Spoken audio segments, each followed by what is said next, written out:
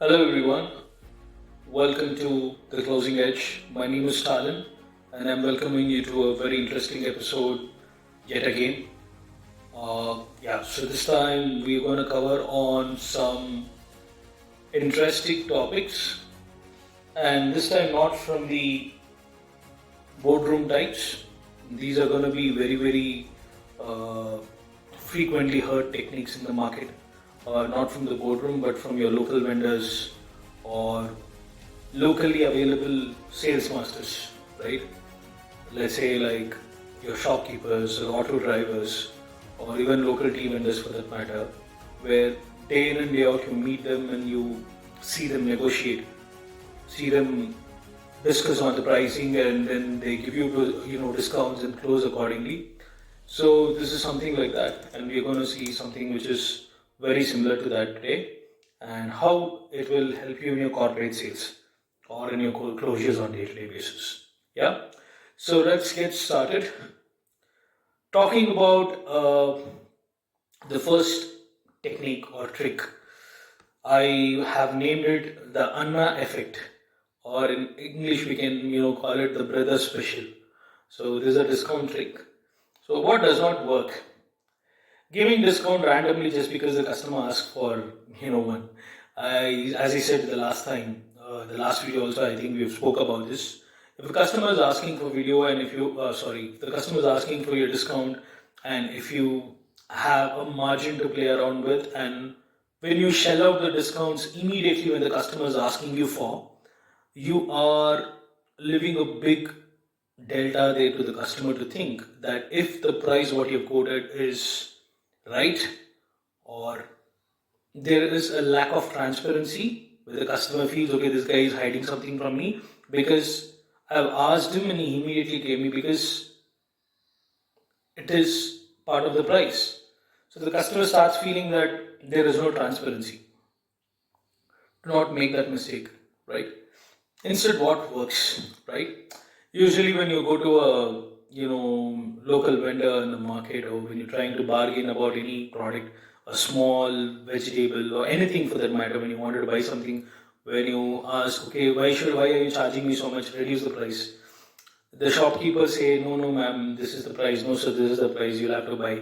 And then finally, he says, okay, sir, since you're a regular customer, let me see what best I can. Right? He goes back, he does a small calculation, and he says, sir, this is the best price, but I'm writing off 10 rupees or 20 rupees from the overall price.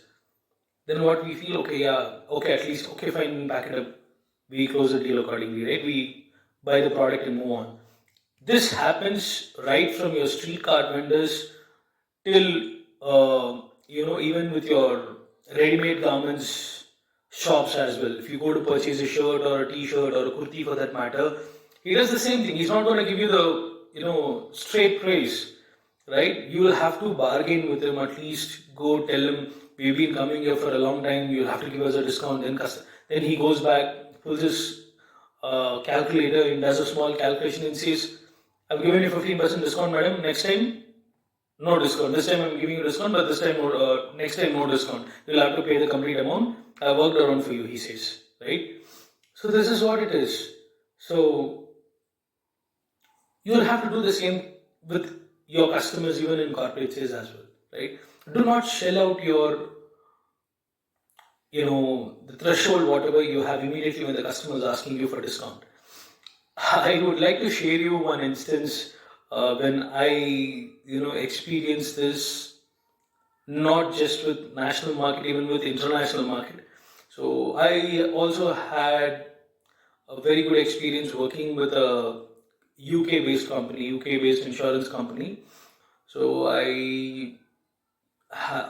as part of my job, I'll have to, coordinate or regularly have a conversation with these customers from United Kingdom, and this is basically car insurance, and car insurance is very expensive in UK.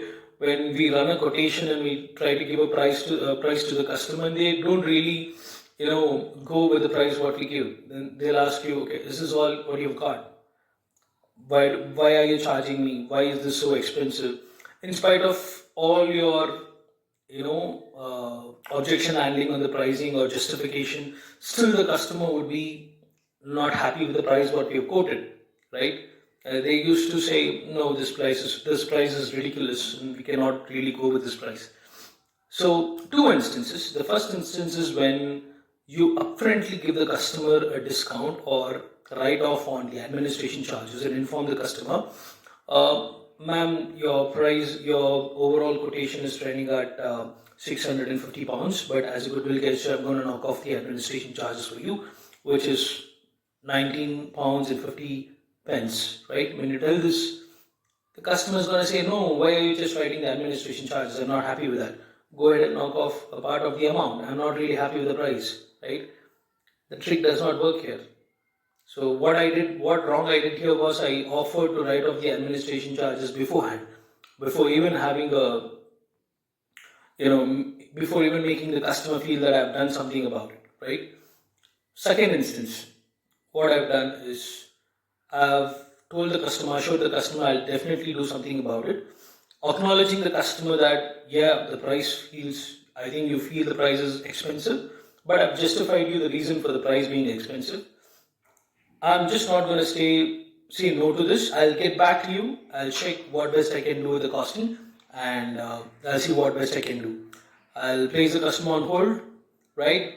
And I know for the matter of fact, I cannot really go back and do any changes to the costing, or because I was a person who's going to decide the cost while I calculate, right? So I just placed the customer on hold, really worked on the costing, checked on the action items and line items if I can really reduce some cost in that. When I understand that we cannot really do anything about the cost apart from the administration charge, then I might have to go back to the customer after a minute and say, thank you so much for staying on hold. I really appreciate your patience. Ma'am, I just quickly cross-checked with my superiors with the hierarchy about the costing, and they said nothing much can be done about the pricing. I'm extremely sorry I've not been very helpful for you today. But, however, as a goodwill gesture, I'm willing to go ahead and knock off the administration charges of £19.50 for you right now. And also, for the next two transactions, I will put a note in the system saying that you would not be charged an administration fee of £19.50. So, for the three transactions, you would not be paying any administration fee. Will that work for you? The customer feels really happy about it, right? So, and we went ahead with the transaction. So this is just not limited to a small audience of, a country where you belong to. This is universal. This trick works everywhere, right? But how personalized you're going to make this, that is what all it matters. And the customer feels they got a personalized deal, even if you just give a, 10 rupees discount. So that's how it works. All they want is they'll have to be felt special, and you should always give them the satisfaction that they bargained really well from you and they got the closing done, right? So that's how it works.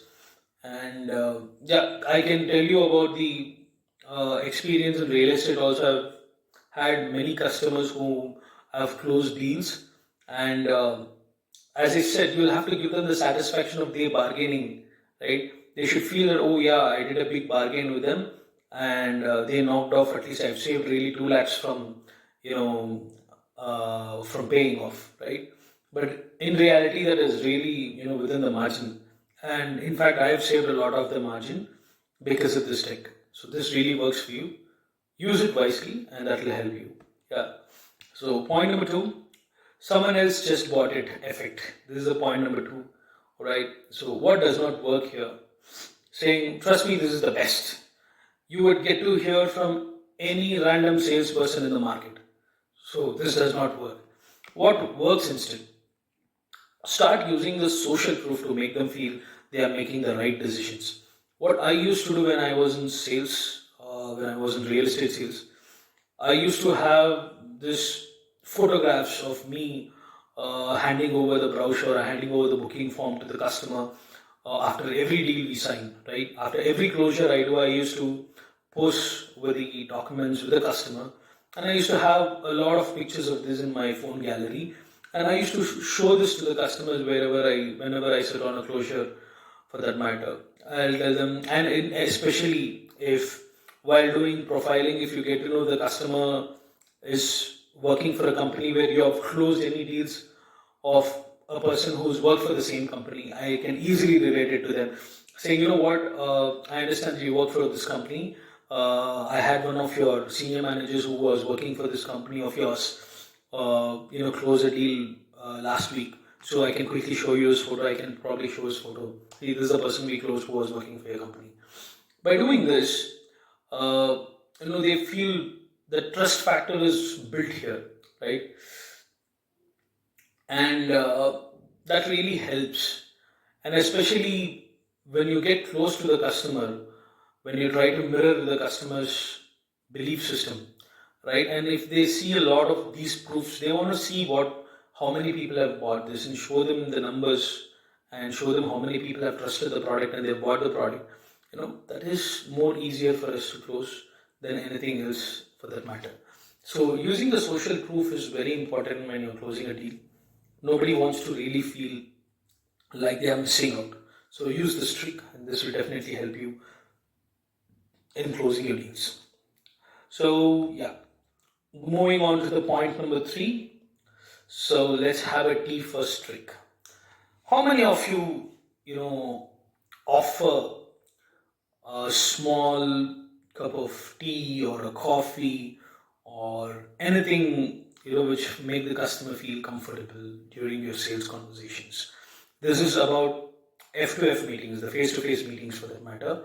I know when you're on a phone call, you can definitely not do that. You cannot do it in your virtual meetings. But if you get an opportunity to meet the customer F2F, or if you've invited the customer in your office and you're having a discussion about it, right? Offering a cup of tea or a coffee is a game changer, I can say, right?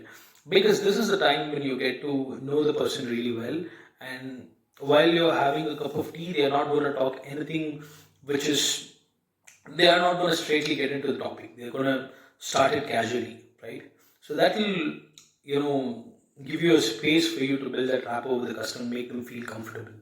So telling the customer, let's have a tea first, then we'll talk about the product. Or telling, madam, sit down, have some tea, let's discuss what suits you best. You're prepping the customer here, right? So in India, tea isn't just tea, it's a business strategy. So that is most underrated. You would not get many people talking about this in their sales advices, but these are some small factors which will impact big. And if you see most of the insurance menu marketing companies, they do this as a very basic thing in their presentation. So they have it as a parameter as well, right? I'm talking about this because I have experience of working in many marketing insurance companies, where the first thing what you would have to do is greet the customer, bring them to a table, make them sit, and first you'll have to ask them if they would like to have coffee or tea, or if they would like to have milk or anything else for them to have on the table for a conversation, right? And this is the first step, and that's really helpful in order to take the rhythm well with the customer, right? Yeah. So moving on to the fourth point, which payment mode? So this is basically a closing. So when you're done with all your presentation, so instead of asking the customer, sir, do you want to buy this, or sir, do you want to go ahead with this? Instead of asking such questions, you can directly ask, so how you like to make your payment today? Would you like to use your card, UPI, or cash? Ask these questions instead. So their brain will focus on the payment mode instead of deciding whether to buy or not. And I have used this a lot, and this has helped me. And whenever I used to sit on a presentation, the confidence level what I used to show is like, really sky high. And at times it is overconfident too. And some of the times, or most of the times, I've made closures with that. But some, brainy customers, they have understood the point of it and they would not really close on the spot.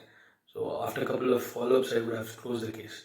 So I'd have a booking form right in front of me, right? And I'll have a,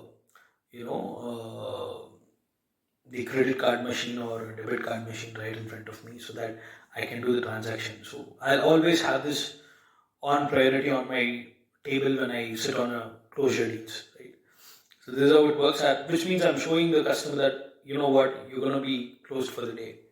This is how the attitude is. So that's helped, in fact. So this is one of my way of doing it. So it might work for you, it might not work for you. And trying, there's no harm in trying it. So if it works for you, good, well and good. So yeah, so give them only two options, in fact. Give them only two choice. Ask them if they would like to make a payment through UPI or if they would like to make a payment through card. Check with them and see how it works. Go ahead accordingly. So in India, people love choices. Just don't give them the choice to say no. That's all I can say, right? Always let it be a yes. So I have given you, I think, 4 to 5 tricks in this video, which really works. And these are basically from our day-to-day sales experts in the market out there who are underrated, who see sales, who see rejection, and who see revenue on daily basis. But we don't really talk about them. So these tricks are from them, directly from the market, and use it wisely in your corporate sales, and that's definitely going to help you. And write down in the comment section below which trick worked for you in case if you put it in action. And like this video if you found it useful. Subscribe for new sales tricks every week, and hit the bell icon so you never miss a sales single trick for that matter, right? So that's about it for the week. I think we are done with this discussion. So looking forward for the next video, and happy sales to you. Go ahead and close more deals. Thank you.